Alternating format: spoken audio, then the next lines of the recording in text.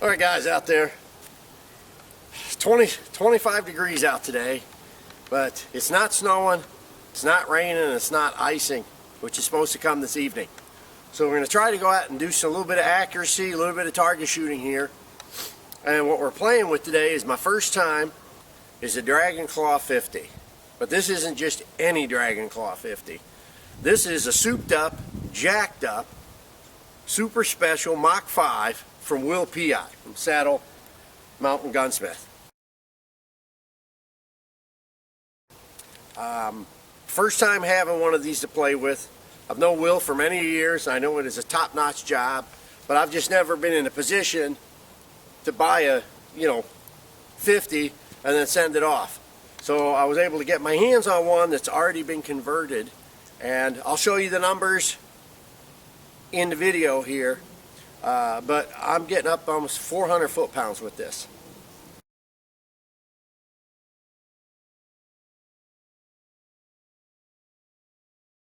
It really blows my mind. This is used, a little dinged up, but it is accurate as the day is long and shooting like a beast. You can put 3,000 PSI in it and get down close to 10 shots, but anything over 2,600, you're above your bell curve. So those shots from 3,000 down to 2,600 are going to be kind of slow.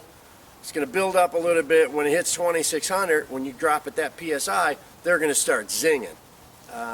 It's up to you on how many shots you want. This one, is with the Korean guns. The front sights pretty much have to be cut off, and the same with the rear. I mean, they're just aggravatingly on. They're not easily taken off. But the gun loads easy. The little cover slides back. You drop your slug in, close it. It stays snugged up with an O-ring. You got one cock, two cock for full power. Okay, I always just shoot everything on full power. I don't care about low power. And we've got a bunch of different bullets, and we're going to do some accuracy testing, do some power testing, and we'll put it all together for you in a video. But I am not being paid for this promotion. I just think it's time that, since I got a Piatt special in my hands, I give the man some honor and credit because he does a wonderful, marvelous job. So with that said, let's do some shooting in this frozen cold weather so I can wrap it all up and go back inside.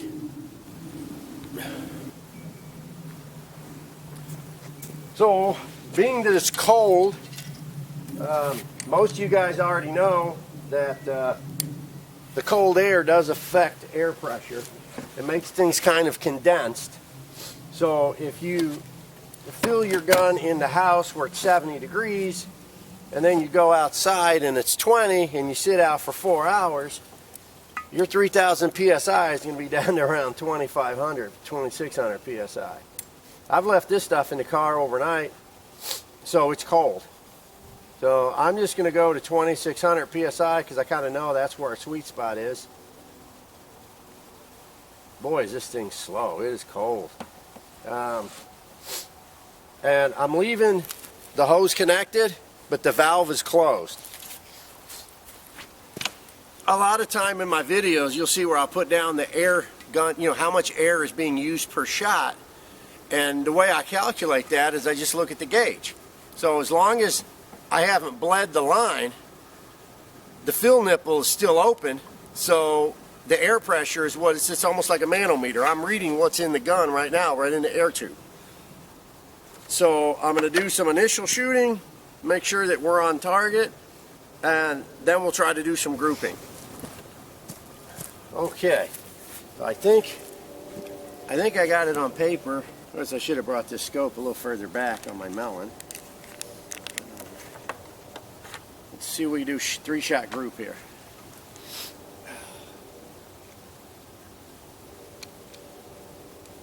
Now I'm just snugging the bullet in with my finger. I'm not doing anything, jamming it up into the rifle. Okay.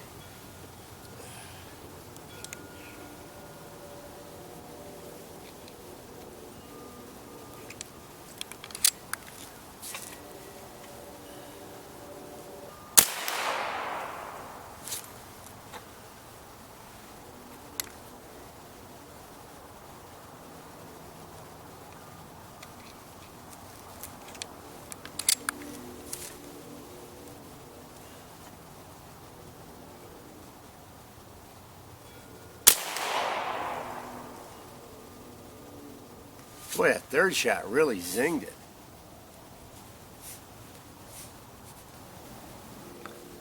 Okay, so this is to started with the 175. There's my sight in. Okay, and then we got shot 1, 2, and then 3, and you can see 3 really jumped up there. So this cold weather and the power curve is something else. Now granted, we're 50 yards. You can see the gun, I got it 2 inches off the butt in the gun rest, so I am shaking on that plastic table at 25 degrees. So just letting you know that these things are pretty darn accurate. Usually a poor pattern is because I'm a poor shot. Let's go do some more. Alright. So what kind of foot-pounds is this? I am, my best testing in the basement gave me 400 foot-pounds. How heavy of a bullet?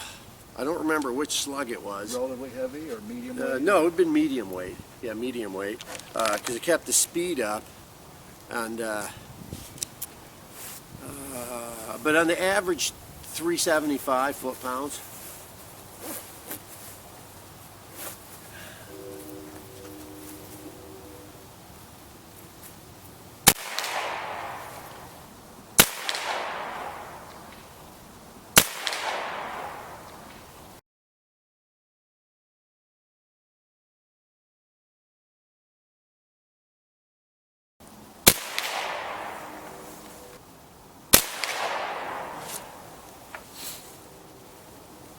Now, Will has said that these guns with soft lead need to be scrubbed like every 20 shots. I have not done that, because the Korean barrels are really bad on fouling. Why would that be? Are they rougher inside or something? More lands and grooves. I think it's like 8 or 10 or 12 or something.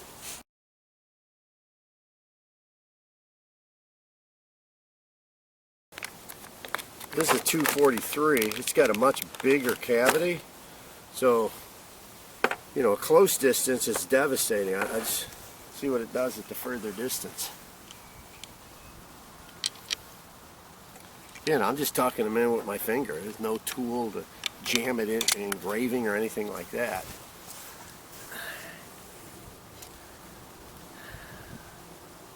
And this is just a little chintzy scope.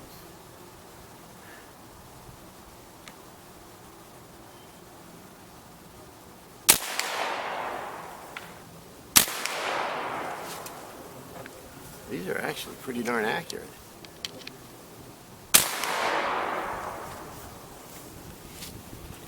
That's not bad at all. I dropped the pressure on this to like 2400 From 26. from 26, and it kept from banging that bell curve.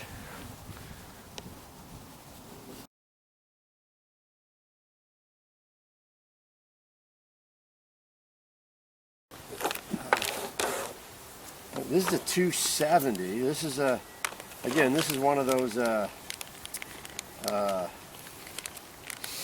Nitro Express bullets I sized down, and then I have to shave the base with an X-Acto for the lead that runs off.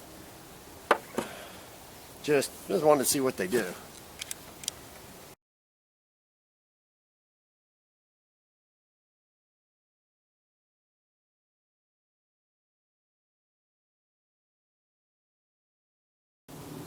Yeah, but that was not the greatest spread pattern.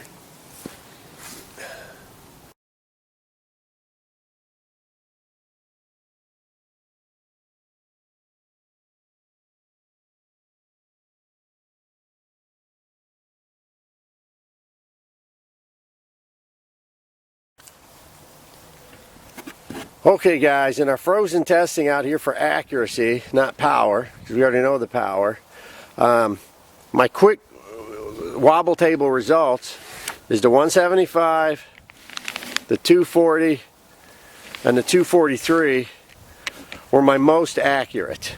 These guys are touching holes on a regular.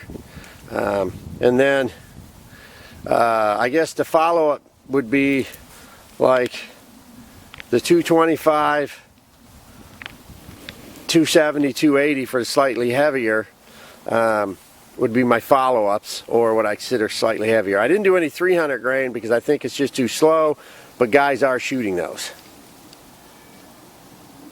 So what we'll do is we'll shoot some ballistic gel, and we can look at the the penetration and the mushrooming effect of the power being dumped in there.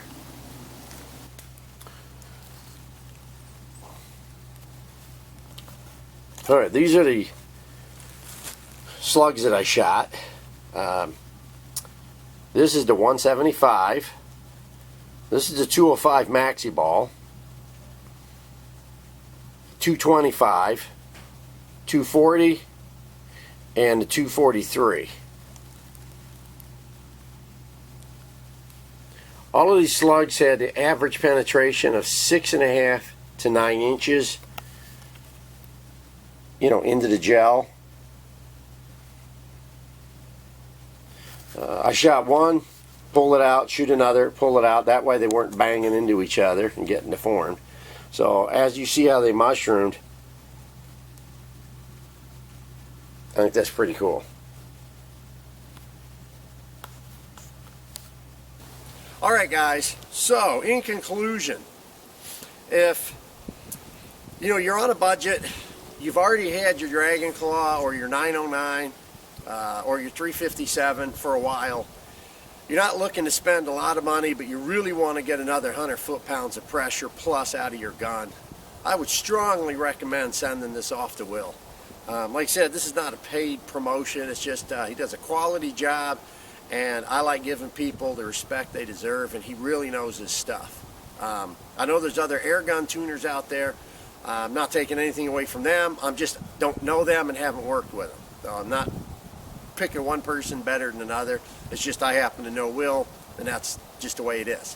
So, you'd have to go to his website, and I'll have that in the video.